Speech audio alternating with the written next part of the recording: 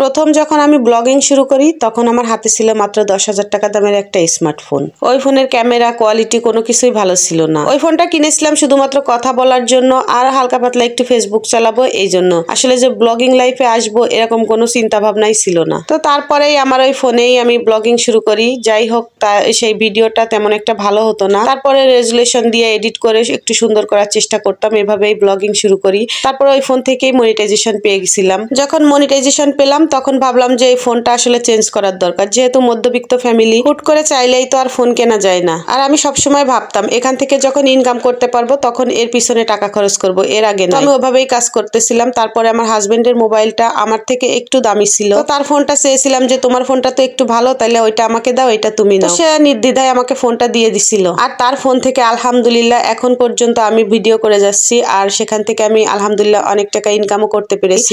তো ওই যে একটা দিন আছে, তখনই আমার হাজবেন্ড যখন নির্দ্বিধায় আমাকে ফোন দিয়ে দিছিল, তখনই আমি মনে মনে প্রতিজ্ঞা করেছিলাম যে আমি যদি কখনো ইনকাম করতে পারি তাহলে সবার আগে তাকে একটা ফোন কিনে দিব। অনেকের কাছে খুব সামান্য মনে হবে, কিন্তু এটা আমার কাছে অনেক বড় পাওয়া। কারণ আমি যত টাকা দিয়ে কিনি না কেন, নিজের ইনকাম দিয়ে যে দিতে পারতেছি তাকে, এটাই আমার কাছে অনেক বড় শান্তি। তো যাই হোক, এখানে আমি রিয়েলমির একটা ফোন নিয়ে নিছিলাম, আর এই যে ফোনটা নেওয়া হয়ে গেছে, তার সাথে গিফট হচ্ছিল, গিফট দিয়ে দিছিল, আর আমি ভাইয়াকে টাকাটাও দিয়ে দিলাম। আসলে জীবনে যদি কোনো কিছু করতে হয় তার জন্য আহামরি কোনো কিছু দরকার হয় না। আপনি যদি ব্লগিং করতে চান আপনার হাতে থাকা স্মার্টফোনটা দিয়েই শুরু করতে পারেন। তারপরে আস্তে আস্তে যখন এখান থেকে ইনকাম হবে তখন কিন্তু ওর পিছনে টাকা খরচ করলে আপনার তেমন কিছু আসবে যাবে না। আমি সবসময় চিন্তা করতাম যে আমি এর পিছনে কোনো টাকা খরচ করব না, যখন এখান থেকে টাকা ইনকাম করতে পারবো তারপরে এখানে টাকা খরচ করব। তো আলহামদুলিল্লাহ এখন আমি সফল হতে পেরেছি। আর আমি কিন্তু এখনো আমার জামাইয়ের সেই ফোন দিয়ে ভিডিও করতেছি, আর এই ফোনটা আমি চেঞ্জও করব না। যতদিন ভিডিও করা যায় ততদিনই ভিডিও করব, তারপরে আল্লাহ যদি রহমত করে ইনশাল্লাহ ভালো কিছু একটা হবে। তো যাই হোক,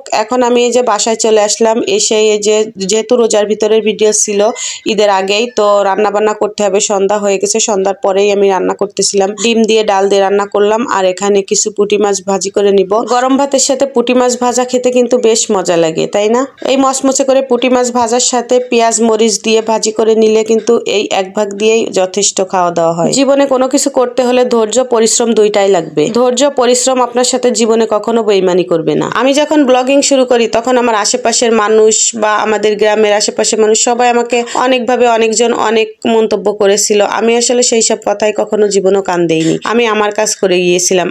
আজ আমি যদি তাদের কথাই থেমে যেতাম তাহলে হয়তো বা এত দূর পর্যন্ত আসতে পারতাম না। জীবনে কোনো কিছু করতে হলে লক্ষ্য স্থির রেখে সামনের দিকে এগোতে হবে। কারো কথায় কান দিয়ে বসে থাকলে আপনি সেই লক্ষ্যে পৌঁছাতে পারবেন না কখনো। তো যাই হোক, আলহামদুলিল্লাহ এখন আমি আমার সন্তানদের, আমার স্বামীর, আমার বাবা মায়ের সবার টুকটাক হেল্প আমি আলহামদুলিল্লাহ করতে পারি। কারোর কাছে কোনো কিছু জিজ্ঞাসাও করা লাগে না। নিজের ইনকামের টাকায় যে কি একটা শান্তি সেটা আসলে বলে বোঝানো যাবে না। তো যাই হোক, ভিডিওটা আর বেশি বড় করলাম না। সবাই ভালো থাকবেন, সুস্থ থাকবেন, আর ফোনটা কেমন হয়েছে জানাবেন কিন্তু। আল্লাহ হাফেজ।